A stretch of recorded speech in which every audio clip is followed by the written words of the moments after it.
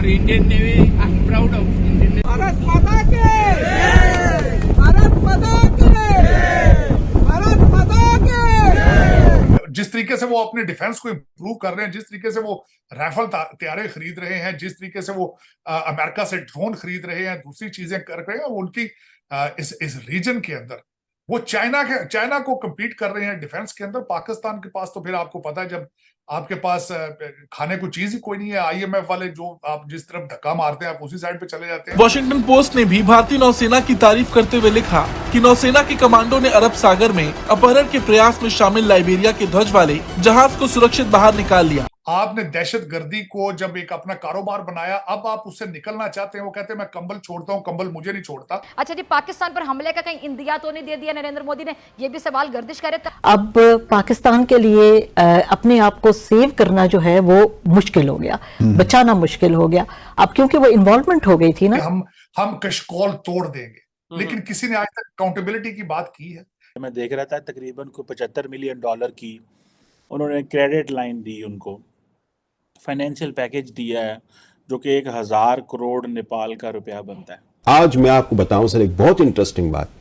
आप freedom house Washington में चले जाएं सर, तो वहां पर जो मैप आपको नजर आ रहा है ना सर, उस मैप के अंदर partially free Indian occupied Kashmir लिखा हुआ है, और हमारा जो कश्मीर है वो कंप्लीटली विदाउट फ्रीडम है। हेलो फ्रेंड्स, जय हिंद। हिंदुस्तान स्पेशल में आपका स्वागत है। दोस्तों, सोमालिया के तट के पास हाईजैक मालवाहक जहाज पर सवार 15 भारतीय सहित चालक दल के सभी 21 सदस्यों को भारतीय नौसेना ने शुक्रवार को बचा लिया। भारतीय नौसेना द्वारा साझा किए गए एक वीडियो में बचाए गए भारतीयों को हाईजैक जहाज से सुरक्षित रूप से वापस आते देखा जा सकता है। उन्हें सुरक्षित बचाने के लिए नौसेना को धन्यवाद देते हुए भारत माता की जय का नारा लगाते हुए देखा जा सकता है। नौसेना द्वारा बचाए गए नाविकों में से एक ने कहा कि वह 24 घंटे तक फंसे रहे और नौसेना द्वारा उन्हें बचाए जाने के बाद उन्हें राहत मिली। हाईजैक जहाज से बचाए गए नाविक ने कहा, भारतीय नौसेना पर हमें गर्व है। सभी को भारत माता की जय के नारे लगाते हुए देखा जा सकता है। जहाज को पूरी तरह से सुरक्षित करने के बाद एलीट कमांडो मार्कोस ने पुष्टि करते हुए बताया कि हाईजैकर्स भाग गए हैं। उन्होंने कहा, मार्कोस कमांडोज ने जहाज की जांच की और वहां अपहरणकर्ताओं के न होने की पुष्टि की। अब बीच समुद्र में भारत माता की जय के नारे लगते देख पाकिस्तान सकते में है। जिस तरीके से वो अपने डिफेंस को इंप्रूव कर रहे हैं, जिस तरीके से वो राइफल तैयारे खरीद रहे हैं, जिस तरीके से वो अमेरिका से ड्रोन खरीद रहे हैं, दूसरी चीजें कर रहे हैं, उनकी इस रीजन के अंदर वो चाइना को compete कर रहे हैं डिफेंस के अंदर। पाकिस्तान के पास तो फिर आपको पता है, जब आपके पास खाने को चीज ही कोई नहीं है, आईएमएफ वाले जो आप जिस तरफ धक्का मारते हैं आप उसी साइड पे चले जाते हैं। तर हकीकत फिर वो दे सकते हैं बयान, they are in a position to do it. अब इसके बारे में मैं क्या कह सकता हूं, लेकिन आज मैं हमेशा एक बात पे एग्री करता हूं। अब असली सिचुएशन चॉइस अब ये है, आपने दहशतगर्दी को जब एक अपना कारोबार बनाया, अब आप उससे निकलना चाहते हैं। वो कहते हैं मैं कंबल छोड़ता हूं, कंबल मुझे नहीं छोड़ता। लेकिन ये कि वो जिस तरह कहा ना, आपने डॉलर बनाने के लिए जिहाद शुरू किया था जनरल ज़ियाउल हक के दौर में, आज आज सारा पाकिस्तान उसका जो है वो निशाना है। आज उसकी कीमत अदा कर रहा है हर पाकिस्तानी, अफसोस के साथ मैं कहूंगा। लेकिन ये कि फिर जब आप इस तरह की चीजें होती हैं, अब ना पता चलता है उसमें से ठीक कौन है। जिस तरह के आपका कॉन्सेप्ट था, मारने वाला भी शहीद है, मरने वाला भी शहीद है। फिर आप बात करते हैं अच्छे तालिबान और बुरे तालिबान। आपने खुद ये सारी चीजें क्रिएट की है। मैं देख रहा था तकरीबन को $75 मिलियन की उन्होंने क्रेडिट लाइन दी, उनको फाइनेंशियल पैकेज दिया है जो कि 1000 करोड़ नेपाल का रुपया बनता है। और इसमें बहुत सारे वो जो अर्थक्वेक रिकंस्ट्रक्शन के हवाले से ऐसे जो एरियाज मुतासर हुए थे, और इन चीज़ों में नेपाल ने रिसेंटली एक मैप जारी कर दिया था जिसमें इंडिया बड़ी तशवीश थी। लेकिन अगर आप देखें कि इंडिया जो है वो बड़ी तेज़ी से कोशिश कर रहा है कि खित्ते में मज़ीद एक्टिव हुआ जाए, and this is because of China. इसमें जो सेंट्रल पॉइंट है उनके लिए वो चाइना है। एक दौर हुआ करता था जब सार्क पूरा फंक्शनल होता था तो पाकिस्तान की वो वैल्यू हुआ करती थी, पाकिस्तान उस तरह इंगेज किया करता था नेपाल में। लेकिन अब पाकिस्तान जो है वो खित्ते से बाहर हो चुका है, हमारा सारे का सारा ध्यान अफगानिस्तान में है। आप जस्ट डॉक्टर जयशंकर की आप इंगेजमेंट्स चेक करें ना, तो मैं आपको बताऊं कि वेयर वाज ही। ठीक है जी।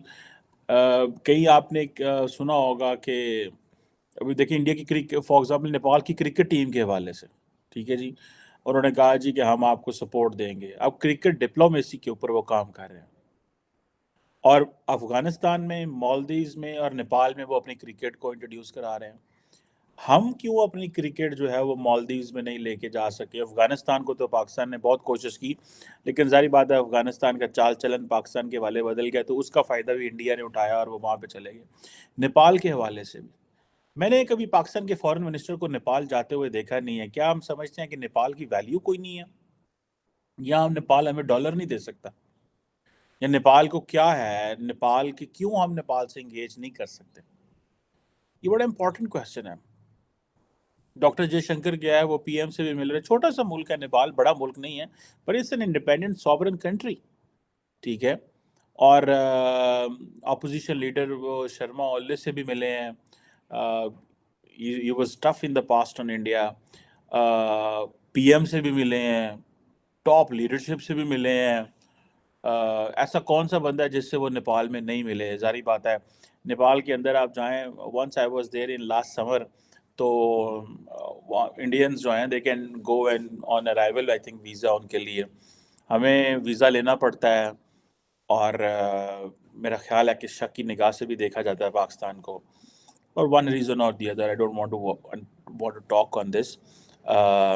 वीज़ा उस तरह नहीं मिलता जिस तरह मिलना चाहिए शायद, लेकिन बहुत सारे लोगों को मिल जाता है। मुझे खैर दे वर काइंड इनफ, क्योंकि हमारा एक एकेडमिक डेलीगेशन था जिसमें हमारे कुछ इंडिया से भी दोस्त आए थे, और भी नेपाल से भी थे, पाकिस्तान से। तो हम एक इंटरनेशनल कॉन्फ्रेंस में वहाँ पे पोखरा नेपाल में मैं था।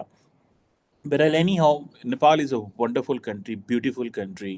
मतलब जाके मुझे मज़ा आया। मैं कल रात भी दोस्तों के साथ बैठा हुआ था ना, आई वाज टॉकिंग कि नेपाल के अंदर जो लोग किस तरह एंजॉय कर रहे हैं, नेचर को एंजॉय कर रहे हैं। इंफ्रास्ट्रक्चर उनका जारी बात है इतना मॉडर्न नहीं है, लेकिन वहाँ पे दुनिया आ रही है, इंटरनेशनल टूरिस्ट इतना नेपाल में आता है कि आपकी सोच है, इतना टूरिस्ट नेपाल में आता है। और मुझे वो नेपाल जाके अच्छा लगा, frankly speaking I really liked being in Nepal. That was an different experience for me, कि हाँ जी मज़ा आया उसमें उधर जाने का। अब जस्ट डॉक्टर जयशंकर को आप देखें, तो डॉक्टर जयशंकर बड़े, जिसे वो कहते हैं ना, उन्होंने बड़ा इम्पोर्टेंट स्टेप्स लिए हैं, जो चीज़ें की हैं वहाँ पे। जहाँ भी इंडिया जा रहा है कि वो कह रहे हैं जी हम कम्युनिटी डेवलपमेंट करना चाहते हैं।